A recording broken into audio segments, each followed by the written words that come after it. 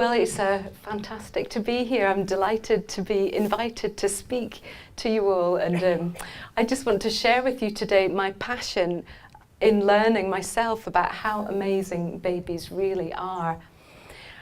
It's really fascinating also following on from Elizabeth, because a lot of the things I'm going to talk about follow the same outlook as Elizabeth's work, and really helping to support parents in understanding their baby. Babies are the future of the world, and if we can help them get off to a better start, then we've got a better future for everybody. Just a little bit about myself. I'm a health visitor here in Bradford, so quite a few of you might know me or I've met you before. I have a background in midwifery and worked as an infant feeding specialist midwife for quite a long time, which enabled me to work very closely with the parent-infant relationship. And at that time I didn't really know quite what I was seeing, but I knew there was something there that I couldn't put word to. So over the last few years, being able to bring that sort of understanding alive in understanding the parent and infant relationship has really informed my work.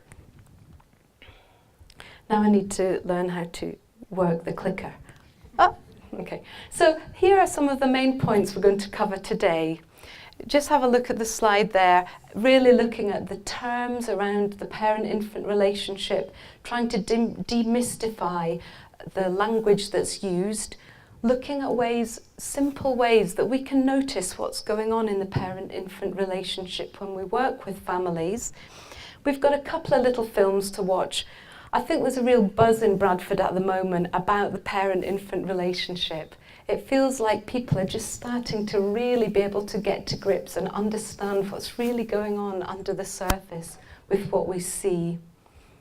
Before we go on too much though, I just want to show you a film. The film is made by a dad on his phone, and he sang a song to his baby before he was born, when it was in his wife's tum, and Zakra's just going to get that up for me. Okay, here he is. You're my boy. Yeah. I love you, buddy.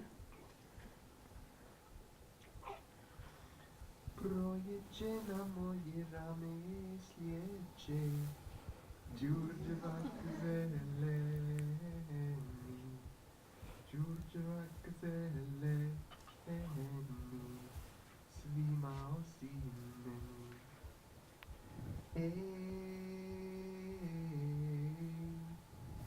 Evo zori, Bogu da se pomolim.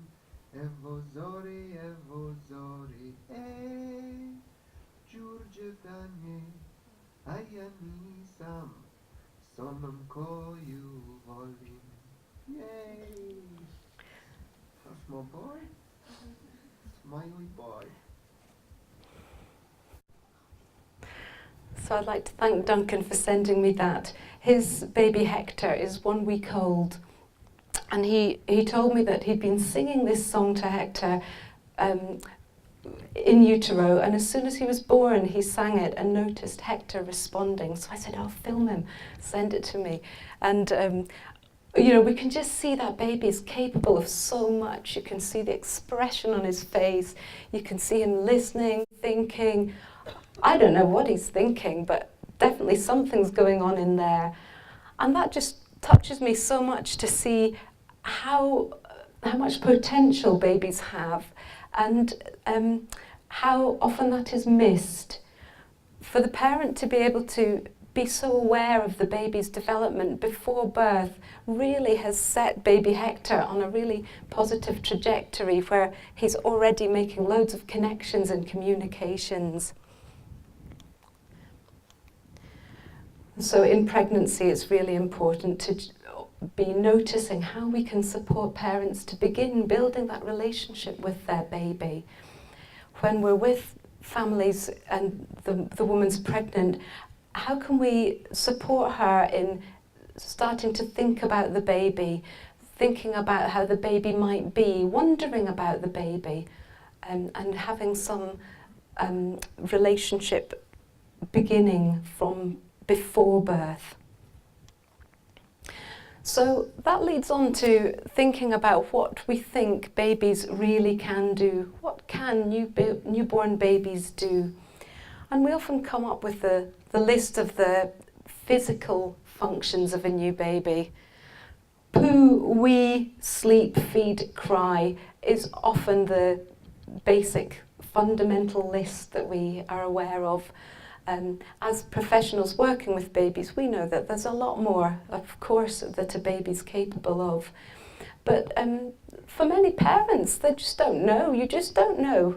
Parents are very scared of babies. It's terrifying being a parent for many people.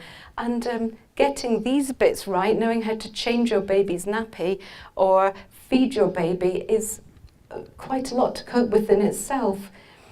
But if we're able to support parents to change from the old story to the new story of the exquisitely sensitive and social baby who needs a companion, who's seeking a relationship, who's wanting to communicate, there's so many qualities of the new baby. So if, as we go on, I'll hopefully enlighten you in ways that we can help parents to make these changes. They're very small, very subtle things we can do, but they all go in the right direction. So we can see this little baby's completely bamboozled with all the terminology thrown around at the moment. Oh, motherese voice, mutual gaze, parental sensitivity, help! How do we remember all these terms and put them into place and support parents with them? There's so much to think about. So a couple of very brief definitions, and I'm sure most of you will know all these things, but it's just quite good to sit back, reflect on what you do know, and to think about how we're interpreting things. So perinatal mental health is really looking at the mother's mental health in the first year from pregnancy to the baby being 1 year old. And the infant mental health, this develops from pregnancy and continues to develop in response to the relationship and the environment that the baby is exposed to. Now, I think this is the key point about the infant mental health. So the infant mental health is really, really affected and shaped by the relationship with the parent. Now, I won't talk much about attachment, and I would also very much echo Elizabeth's points around attachment. Attachment isn't something we can assess in an interaction with a family as a health worker or a professional with a family setting. It's a very complicated process to assess, and also it can change. So it's actually much more beneficial to focus on looking at the way the parent is interacting with the child and not trying to assess attachment at all, but looking for the components that make secure attachment and if we see them or not. The parent-infant relationship then is key to this positive infant mental health. So if you think for a moment about how you were parented, was it good, was it not? Were there some bits you'd like to take from each of that?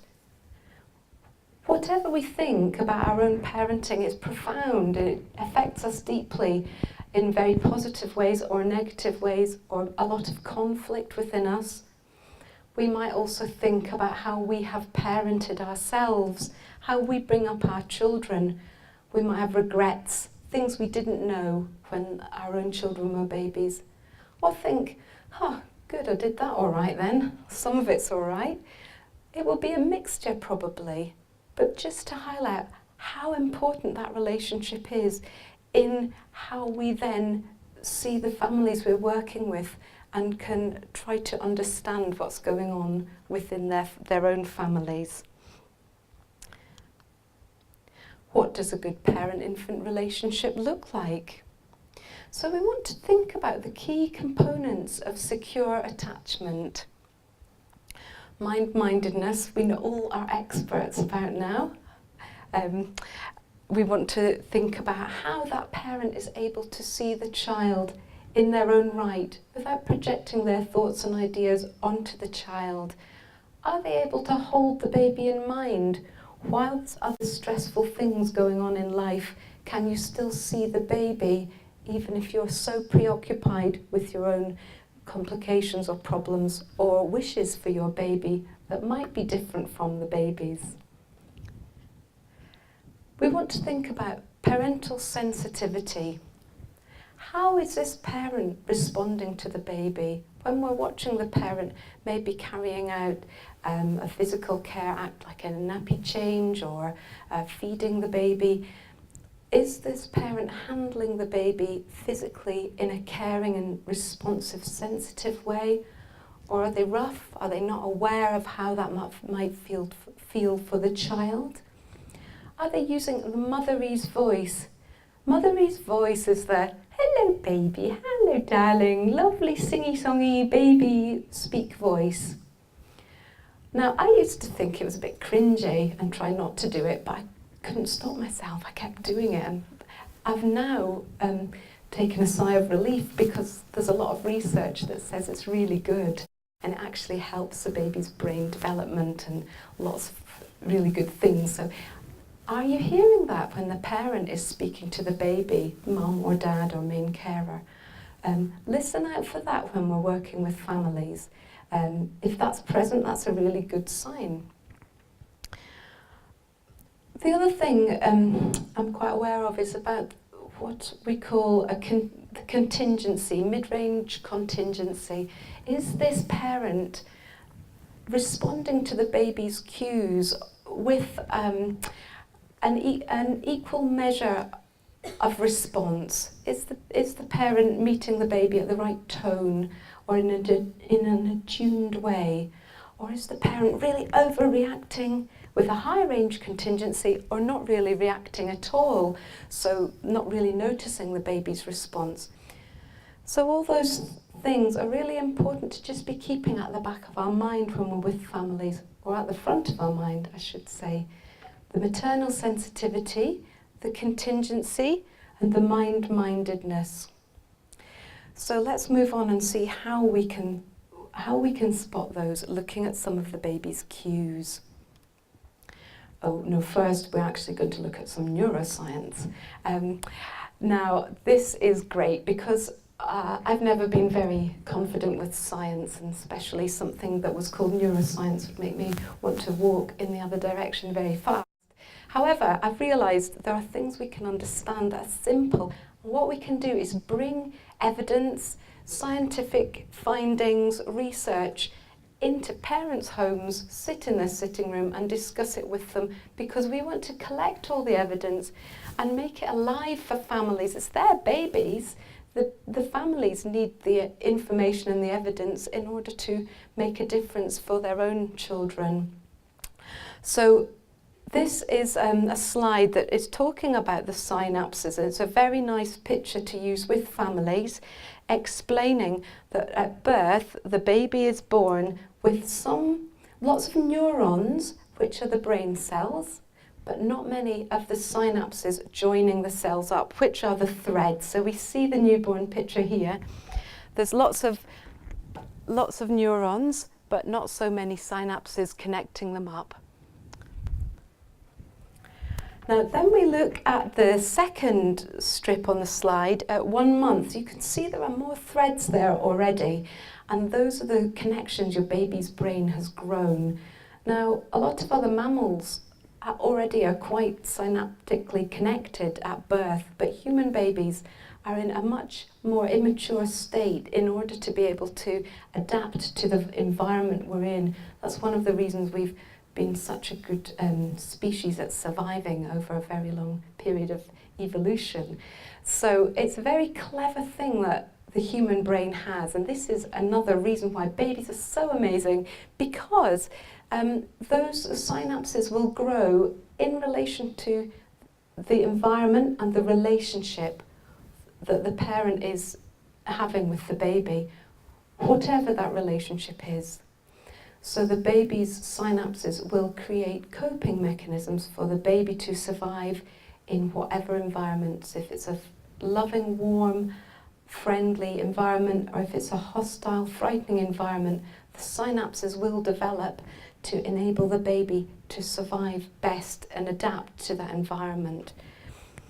I wouldn't explain it in so many words with a family, but just to illustrate just now. Also, we see by 9 months the synapses are much more prolific, and by 2 years there's millions of connections, and that baby's brain is so busy, there's so much going on, and there's very little difference between 2 years and an adult.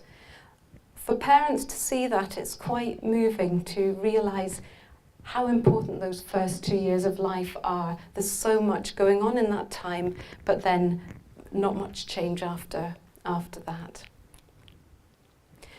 Here we see a baby born ready to relate. We can see the babies looking to mum's face to make eye contact right at birth. Whatever the birth, if it's an instrumental delivery, cesarean, however the birth experience is, the baby is seeking the relationship from birth. So babies are born ready to relate, looking for that relationship to feel safe and to be able to keep to regulate their whole body systems, their heart rate, their immune system, their oxytocin release is all influenced by having that relationship from birth. We can also look at homes or when we're working with families for mutual gaze. We see the baby and mum or baby and dad looking into one another's eyes. So when this is happening, there's a whole cascade of hormonal releases of oxytocin happening, and this will make both the parent and the child feel good, feel in tune with each other. We might all be very familiar with seeing this, but do we actually feed that back to parents and say, wow, look what you're doing. When you gaze into your baby's eyes like that, you're actually growing the synapses in your baby's brain at 2 million a second. Isn't that amazing? You are amazing.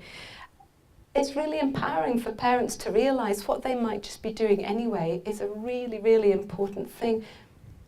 But also, on the converse, we can notice when this isn't happening. If we're working with families with a baby and we're not seeing any mutual gaze, then we know really early on there's going to be a little bit more work needed to do there and a bit of support for that family. Cues. Our baby's language. Babies have a really rich, diverse vocabulary with their eyes, their face, their body. And it takes a while to learn our baby's cues, but some of them are quite straightforward from the beginning. How we respond to the baby's cues is also very fundamental in developing the baby's brain development and secure attachment. So this is an obvious engagement cue. So does anyone want to shout out what we can see, why we know this baby is engaging?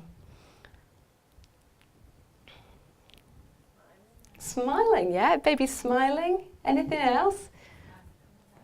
Yeah, eye contact, looking nice, bright-eyed, looking at us. So we can see features in the baby's face that we know this is a baby wanting to engage. Things we can do if a baby wants to engage with us. Responses could be, depending on the circumstances, playing simple peekaboo games and interacting in any fun, playful way. Joy is very, very important to share. Joy is a really, really key part of growing the baby's relationship and the infant mental health and attunement with the parent. Simple rhymes, talking, smiling, using Motherese voice, and baby is most interested in the human face rather than toys or other items. So helping parents to respond to engagement cues, to notice engagement cues, to point them out and then find ways of responding is always really good. And then what can we see here that show us the disengagement cues?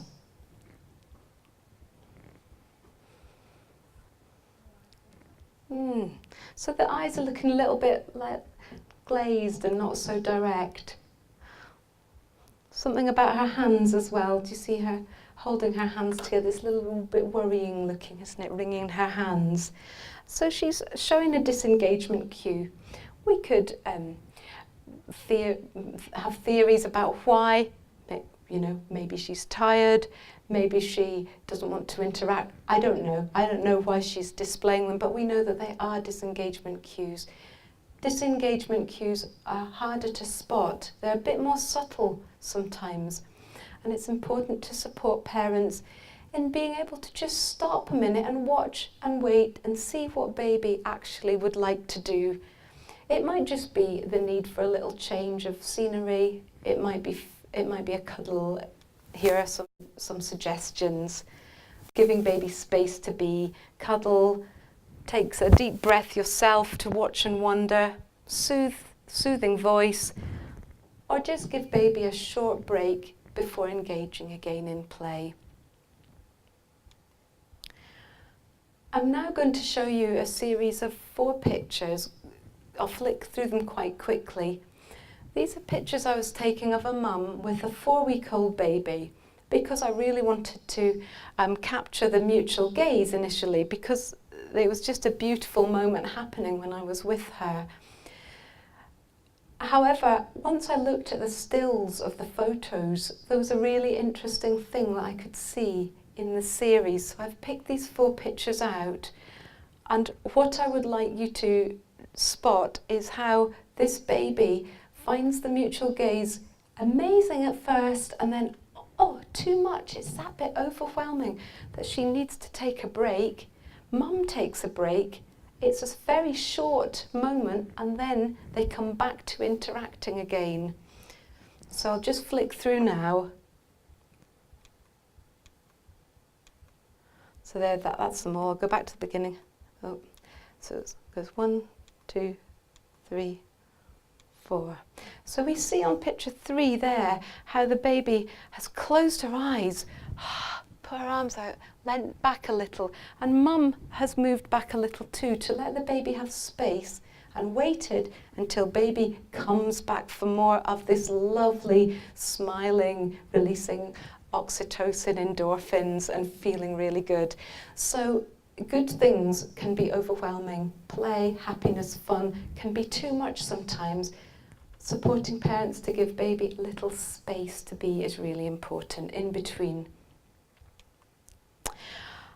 I'll show you this film. I'll just tell a little bit about it first. This is a mum that I've worked with. We're using some cards I'll talk about in a moment that support parents with understanding their baby. This mum has learnt some things about her baby, and she is sharing that with us now. So have a listen to her now. So, I wanted to ask you about something. Was last time that I saw you, we looked at some of these cards, and we talked about the synapses and how your baby's brain develops. And I want to know if that's actually made any difference to you or helped you with the way you relate to your baby. Yeah, definitely. So I think I don't think much of my family knew like how this was happening with like a baby, like how they develop. Now I even know like now, like just even talking to a baby, like like and looking into the eye and talking, like they learn, like they just look like when you were just like quite like loud and stuff like now. That's lovely. And I see the way that he looks at you now, just when you're looking at him. It's beautiful. Really concentrated. Before I wasn't like, I didn't know like, I just thought, oh, they just drink and, go sleep or, but like, I knew like sometimes they have that moment where he was awake for a few times, and I didn't know like, that would just be like something that will stay in the head, like, what you said, like, oh, just even talking to him. But then I realized he stays up for longer and he wants that time with me. Like before I didn't like my brother come in and I said, do you know it's ready? Like he didn't know as well. I said the brains are developing, like when the babies and stuff. Now it's like they're not like obviously like asleep and stuff, and and he was like, all right. You're really learning so much about your baby. Look at him now, how he's dozed off. It's really sweet, isn't it? Look at him. But also, when he's looking into your eyes, that mutual gaze is so important. but also sometimes when he's doing different expressions, that you shadow those and that you mirror those when he's looking sad. I notice that you already respond to him with the same sort of face, and that's really important as well. So that's a little taste of one of the mums I've worked with, but she's on fire. She's loving telling me all about her baby. She's so excited about what she's learnt about her baby, that she's told her brother. She also tells us that she told her dad, do you know my baby's brain's developing? People have a thirst for knowledge about their babies. Most people are really, really interested in their babies and want to know. And there are very simple ways that we can support parents in that by passing on these pieces of information when there is mutual gaze, telling them how important that is and how that is helping the baby's brain develop. People want their babies to be successful in life, so giving them the opportunity to have a start of the best start possible is really important. And so this mum also, she maybe doesn't remember or know every fact, but what she does know now is that her baby is really amazing. She's changed from the old story of the baby who wees, poos, sleeps, feeds, to the amazing social baby. So I'll tell you a little bit more about the cards now. I've got a pack here. There are some at the Better Start table, and I'm happy to talk you through them at the break if anyone's interested.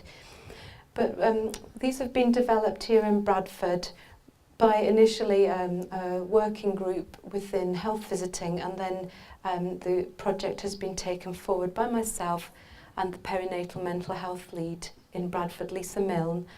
And these are resource cards to use with parents. They're not for leaving with families to have, but for us to have as a resource. They're on a key ring, so you can just take off the few cards you want to use with that family. There are sections on the brain, synapses, ready to relate, mutual gaze. We're creating a new section called Not Naughty, about how children don't have the urge, the ability to overcome their impulse to do things, even if they know they shouldn't. I'm still not quite sure when that ends. Maybe it's 18 or something like that. And also just to think about what can support us to support families. Interventions, training, good supervision and support when to refer on when we notice that there are things not there, when there's a lack of mutual gaze, a lack of marked mirroring, a lack of maternal sensitivity. So really what we're also doing is developing empathy within the developing child. That has many long-term effects, and I think the last point there is one of the things I feel most passionate about is reducing violence in our society, making the world a better place for the next generations. Thank you.